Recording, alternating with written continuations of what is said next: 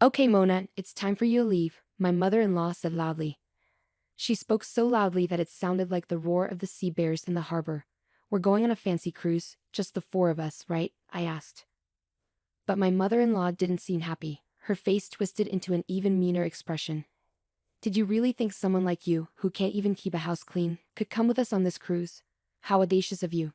Take this money, Clark. A useless daughter-in-law like her doesn't need to have fun. You can't possibly enjoy a vacation at our level. You're too foolish to even understand that. I didn't argue back against her harsh words. In my everyday life, I was used to being treated poorly with no one to support me. I had already given up hope. My mother-in-law laughed rudely and boarded the ship in a cheerful mood for vacation. My father-in-law and husband didn't say anything either. I looked at the three of them quietly, and as the ship sailed away, I waved and shouted goodbye. Best of luck to you. My mother-in-law started yelling back at me, but I ignored her. You're about to go on a trip I've planned for you, she said. Well, it's the best trip for me, at least. Enjoy the surprise revenge I have in store for you. You'll find out the details when you get there. My name is Mona, and I'm a 38-year-old homemaker. I work as a clerk at a medium-sized company. I've been married to Andrew for 7 years. Andrew and I were friends from our college days. We lost touch after graduating, but we started meeting up again by chance. Eventually, we fell in love and started dating about a year later. Shortly after Andrew and I started dating, he shared a secret with me. He told me he was unable to have children because of a condition called infertility. He looked sad when he told me, saying, "If we're together, we won't be able to have kids." But I wasn't upset by it.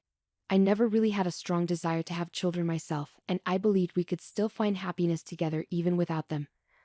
So for the past 7 years of our marriage, without any children, we've been living peacefully as a couple. However, our relationship with my parents-in-law has always been difficult.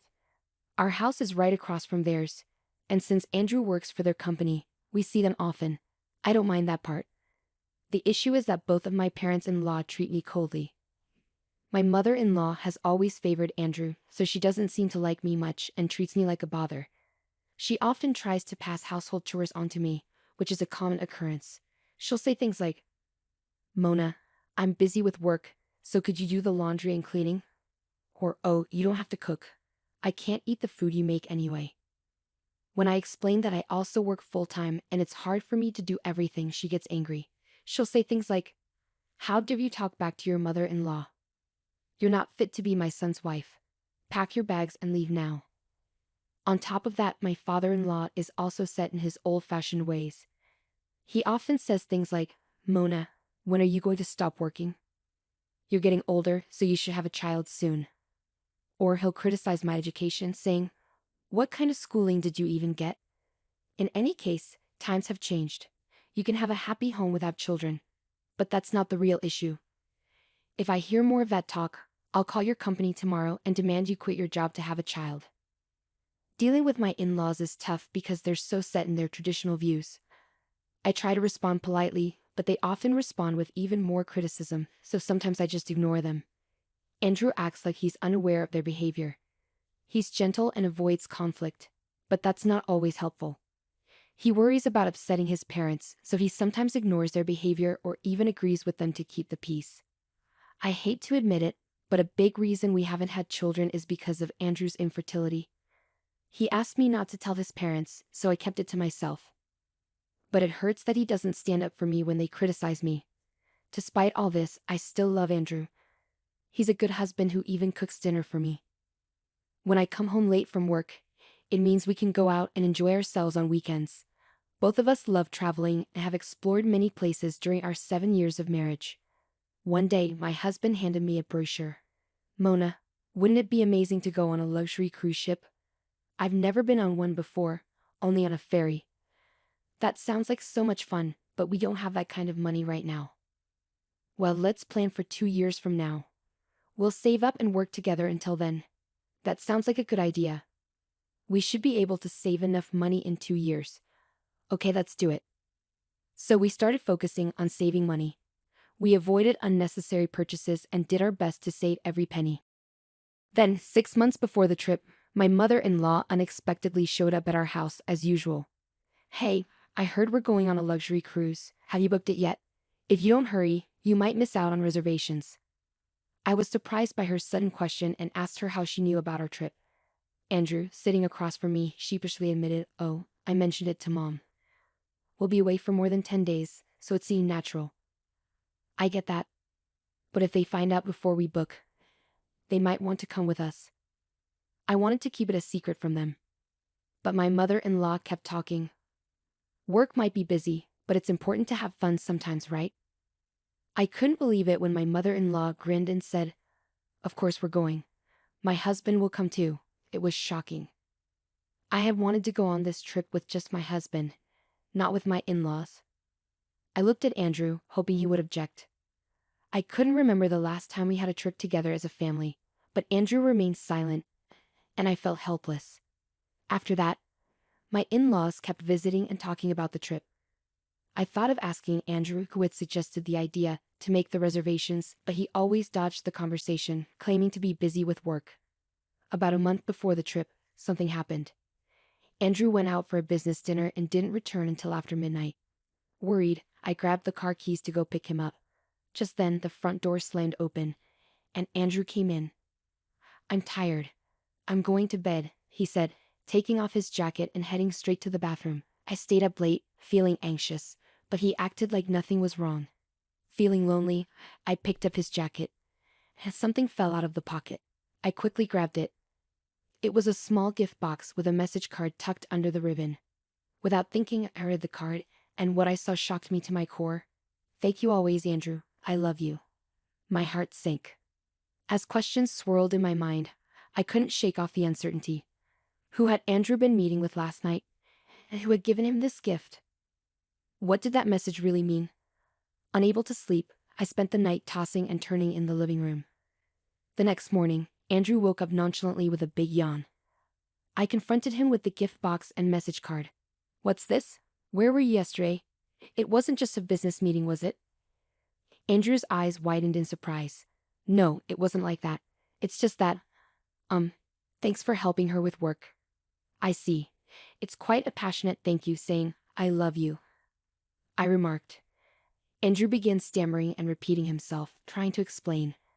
"No, it's not like that. It's just..." Feeling frustrated with the situation, I decided to leave and go to work. Despite feeling uneasy, I managed to focus and finish my tasks by lunchtime. When I checked my phone, I saw numerous missed calls from my in-laws. Feeling annoyed, I hesitantly answered when my mother-in-law called again. "Hey, Mona. I heard you suspect Andrew of cheating on you. Our child would never do such a thing, you know.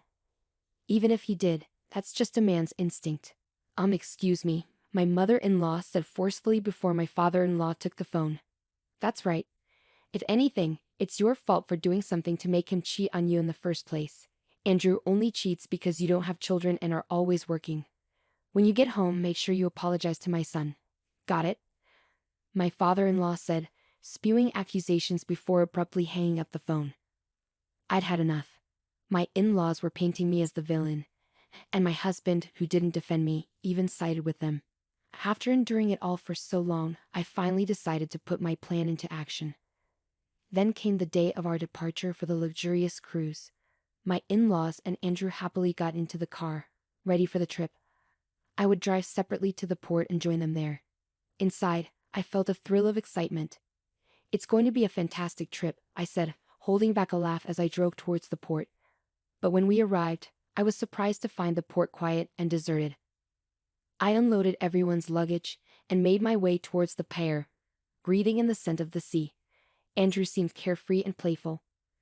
Then, just as I was about to board, my mother-in-law approached me with a big smile on her face. "Thanks for booking the trip, Mona. We'll see you in 2 weeks. Don't forget to pick us up." Confused, I asked, "What do you mean? Aren't we all going on this trip together?" My mother-in-law sneered and made a nasty face. "Oh, a daughter-in-law is just a stranger to us.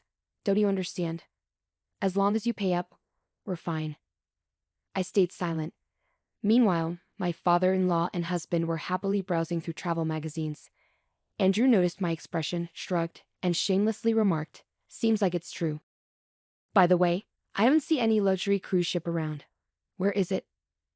My mother-in-law looked around suspiciously, noticing the lack of other passengers. "Did you get the right location, Mona?" Don't worry, just enjoy yourselves from here, I said as I watched them board the boat. Is this really the right ship? My father-in-law muttered, eyeing the small boat in front of him. It's just a smaller boat to transfer you to the luxury cruise ship. It's a safety precaution, I reassured them. Don't worry, get on board quickly. I urged them onto the small boat with their luggage. Take care, I called to the boatmen as they set off. Goodbye. Best of luck to you.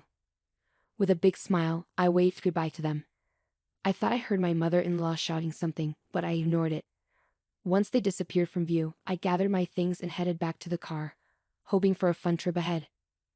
Later, when I returned home, I gathered all the belongings I had before getting married, clothes, appliances, and furniture, and placed them in one spot. Just as I finished, my phone rang. It was my mother-in-law. How dare you trick us? There's no luxury cruise ship. Where are we? She shouted. Her frantic tone amused me, and I couldn't help but laugh. After a moment, I decided to respond to her question. There never was a luxury cruise ship. I knew you'd try to leave me behind, so I didn't book anything. Do you really think you could get away with this? Where are we? I could call the police, my father-in-law's voice chimed in. The police? That's a bit much. Don't you think? I simply brought you to your wife's hometown. Did you get a chance to see Aunt Mel? I replied. Once again, my mother-in-law shouted. What are you talking about? Aunt Mel, your older sister Mel. I spoke to her, and she suggested bringing you all there. She'll likely take good care of you, I clarified. Aunt Mel, who was like a mother figure to my mother-in-law, had a strong stance against dishonesty.